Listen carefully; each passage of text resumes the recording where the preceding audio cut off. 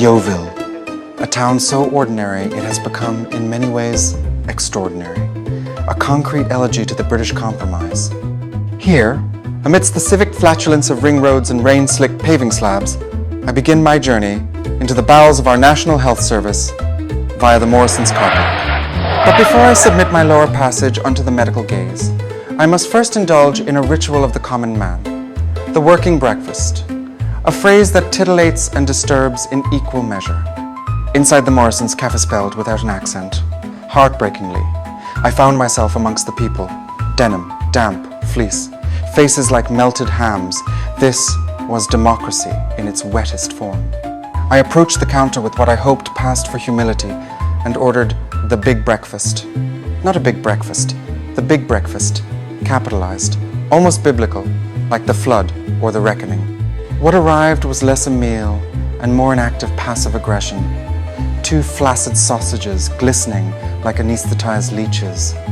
A lonely tomato incinerated beyond recognition. And a fried egg so pallid it looked like it had seen something it could never forget. I pressed the toast to my lipstree, unbuttered, resentful, and chewed slowly, thinking of Orwell. Not his politics, just his teeth. And as I swallowed the final button mushroom rubbery, evasive, I felt it, the awakening. I was ready to submit myself fully to the trailer. Behind me looms the trailer, an unassuming grey box squatting in the Morrisons car park like a medical suppository awaiting insertion. But make no mistake, within this humble shell lies a theatre of the intimate, where brave men queue beside hatchbacks and shopping trolleys to have a stranger lovingly breach their personal perimeter in the name of longevity. I am here to explore this noble pursuit, this pilgrimage of the posterior, and to understand the minds and gloved fingers of those who carry it out for science, for health, for content. Today, I shall offer up my own back passagineau out of obligation, but solidarity. I wish to feel what the working man feels, fear, pride, and latex. But I shall also probe deeper journalistically, that I was asking why this initiative is hidden away in a car park beside the reduced bakery aisle. Is it shame? Is it convenience? Or is it simply Britishness in its purest, most clenched form? Come, let us enter to the trailer. Prostate health is no laughing matter unless, of course, you're British, in which case it's only ever discussed through nervous giggles and clenched glutes. 1 in 8 men will get prostate cancer, and yet we treat the very test that could save us like it's a personal insult from a gloved enemy. Today, I meet Dan, an NHS technician, a healer, a man whose fingers may very well become more familiar with me than most of my lovers. He'll be guiding me on a journey of self-discovery via the back door. Dan, thank you for having me, or should I say, soon to be having me. Now, before we dive into the hot, glistening core of today's investigation, let's talk statistics.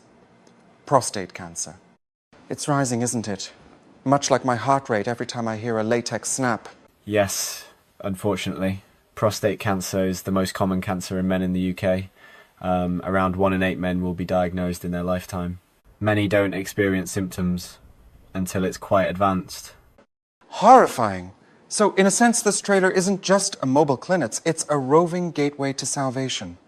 Like an ice cream van, but instead of lollies, you're handing out second chances through the medium of rectal diplomacy. We're here to catch things early, yes. A quick examination can make all the difference.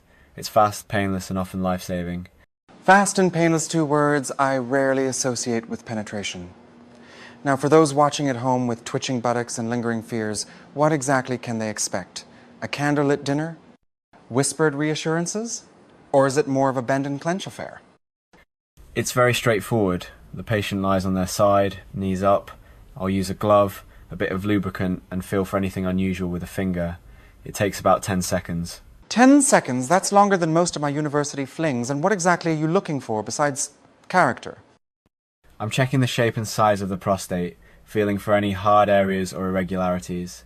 Anything that feels off could be a sign we need to investigate further. Wonderful. You're like a sommelier of the sphincter swirling, sniffing, noting the subtle complexities of vintage man. Dan, If I may be blunt-tongued, I often will this be the first time you've fingered someone on camera. It'll be the first time it's broadcast, yes. Delicious. Then let us proceed. I shall assume the position. Do let me know if you find any poetry in there. I sometimes hide it. And so here I lie like a Renaissance odalisque awaiting critique. Vulnerable, poised, slightly damp. In moments, Dan will breach the perimeter of Cockshottle Castle, seeking hidden truths within the oubliette of my being. I do this for journalism, for awareness, and, if we're being honest, for the story. And then it began. I was not ready for it, but oh yes, it began.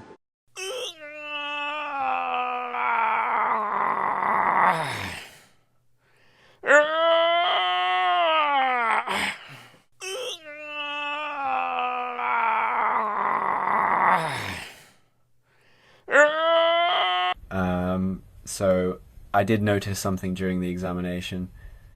The prostate felt firm, symmetrical, smooth, which is exactly what we want. No signs of enlargement or irregularity.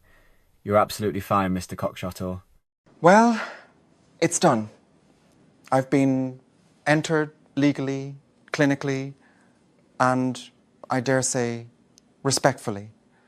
What I experienced in that room was not humiliation, but transcendence. A moment where ego, fear, and sphincter relaxed in unison. Men of Britain, hear me now. You do not lose your masculinity through a gloved encounter with your inner sanctum. You affirm it. To be touched is to be seen. To be checked is to be cherished. And to be fingered is, frankly, overdue. Something shifted in that trailer, not just anatomically, but spiritually. I emerged not merely examined, but anointed. A man reborn, tighter, wiser, slightly glossier. And with this fresh sense of rectal awakening came a dutya calling. I could no longer keep this digitized revelation to myself, a number I had to share the good news, to spread the gospel of the gloved. And so I journeyed to Yeovil's Sacred Heart the Quedam, a mecca of discount leisure wear and broken dreams. Here, amongst the pigeons and the Primark bags, I would ask the townsfolk the only question that now truly matters. Would you like to be fingered? Good afternoon. I've just had a man named Dan delicately inspect my undercarriage for signs of impending death. Would you like to be fingered? What the fuck? Are you having a laugh, mate? I'll come down here for a steak bake and a quiet vape. And now you, some poncy librarian-looking bloke, come wafting up asking if I want summat up me arse. I don't know what kind of kinky town you think this is, but I'll tell you now, you try sticking anything near my rear end and you'll be pulling your fingers out of your own teeth, sunshine. Remarkable pelvic tension. You're exactly the sort of man we're trying to reach.